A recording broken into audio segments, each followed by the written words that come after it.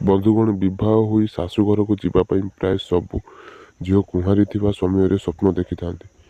ବିବାହ ସରିଲା ପରେ ଝିଅଟିଏ ତା'ର ନିଜ ବାପଘରକୁ ଛାଡ଼ି ନିଜ ଶାଶୁଘରକୁ ଯାଇଥାଏ। ତେବେ ବିବାହ ସରିବା ପରେ ସେହି ନବ ବିବାହିତା ଝିଅ ଅର୍ଥାତ୍ ନବବଧୂର ମନରେ କ'ଣ କ'ଣ ସବୁ କଥା ଚାଲିଥାଏ ତାହା କ'ଣ ଆପଣମାନେ ଜାଣିଛନ୍ତି କି? ତେବେ ଆଜି ଆମେ ଆପଣଙ୍କୁ ଏ ବିଷୟରେ କିଛି କହିବାକୁ ଯାଉଛୁ।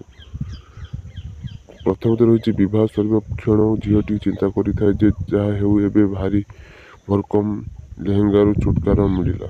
ଏହା ସହିତ ହେଭି ମେକଅପ୍ରୁ ମଧ୍ୟ ଛୁଟକାରା ମିଳିବ। ଏବେ ସେ ନିଜର ସାଧା ସିଧା ପୋଷାକରେ ଆରମ୍ଭ ଦାୟିତ୍ୱ ନିଶ୍ୱାସ ନେଇପାରିବ। ଦ୍ୱିତୀୟରେ ଭାବୁଥାଏ, ସମ୍ପୂର୍ଣ୍ଣ ବିବାହ ପର୍ଯ୍ୟନ୍ତ ଝିଅ ନିଜ ଚେହେରାରେ ସ୍ମାଇଲ୍ ରଖିବାକୁ ହୋଇଥାଏ।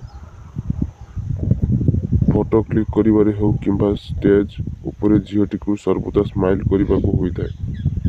ଝିଅଟିଏ ସ୍ମାଇଲ୍ ଦେଇ ଦେଇ ତାହାର ଗାଲ ଦରଜ ହୋଇଯାଏ। ବିବାହ ପରେ ସେ ଭାବେ, ଯାହା ହେଉ ଏବେ ଆଉ ସ୍ମାଇଲ୍ ଦେବାକୁ ପଡ଼ିବ ନାହିଁ।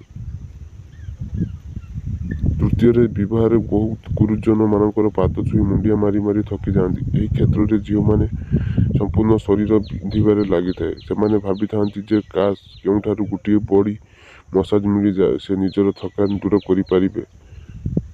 ଚତୁର୍ଥରେ, ବିବାହର ଅନେକ ଉପହାର ମିଳିଥାଏ। ଏହାକୁ ପାଇ ଖୋଲିବାର ଇଚ୍ଛା। ପ୍ରଥମେ ଝିଅଟିଏ ନୂତନ ବଧୂରେ ପାଲଟି ଯାଇଥିବା ବେଳେ ଚିନ୍ତା କରିଥାଏ, ସେ ସର୍ବପ୍ରଥମେ ନିଜ ସାଙ୍ଗସାଥୀର ଉପହାରକୁ ଖୋଲି ଦେଖିଥାଏ।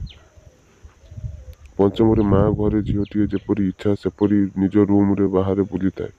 ମାତ୍ର ଶାଶୁଘରେ ସେ ଛୋଟ ଡ୍ରେସ୍ ପିନ୍ଧି କୁଆଡ଼େ ବାହାରି ପାରିବ ନାହିଁ କିମ୍ବା ସେ ନାଇଟି ପିନ୍ଧି ମଧ୍ୟ ବାହାରି ପାରିବ ନାହିଁ। ସକାଳୁ ଉଠି ଡ୍ରେସ୍ ଅପ୍ ସହିତ ଭଲରେ ମେକଅପ୍ ଅର୍ଥାତ୍ ଲିପଷ୍ଟିକ୍, ପାଉଡର, ବିନ୍ଦି, କାଜଲ ଇତ୍ୟାଦି ତାହାର ପସନ୍ଦ ଅନୁଯାୟୀ ପିନ୍ଧିକି ଅଥବା ଲଗାଇକି ବାହାରକୁ ବାହାରିଥାଏ।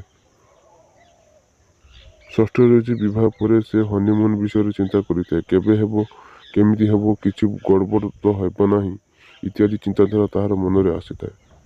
ସେ ଏହା ମଧ୍ୟ ଭାବିଥାଏ, ସେ ନିଜ ପାର୍ଟନର ସହିତ ଏକୁଟିଆ ରହିବାର ସୁଯୋଗ କେବେ ମିଳିବ। ପ୍ରାୟତଃ ଝିଅମାନେ ନିଜର ବାପଘର ରୋଷେଇ ଘରକୁ ଯାଇ ନଥାନ୍ତି। ମାତ୍ର ଶାଶୁଘରେ ତାକୁ ବିବାହ ପରଦିନ ରୋଷେଇ ଘରକୁ ଯାଇ ରୋଷେଇ କରିବାକୁ ପଡ଼ିଥାଏ।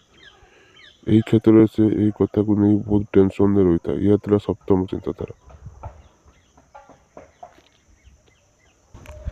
ଅଷ୍ଟମରେ, ବିବାହ ପରଦିନ ସେ ନିଜ ସାଙ୍ଗସାଥୀଙ୍କ ସାଙ୍ଗେ ନିଜର ବୈବାହିକ ଜୀବନର ଅନୁଭୂତି କହିଥାଏ। ବନ୍ଧୁଗଣ, ଏହା ଥିଲା ଗୋଟିଏ ଝିଅର ବିବାହ ସମୟର ମନର କଥା।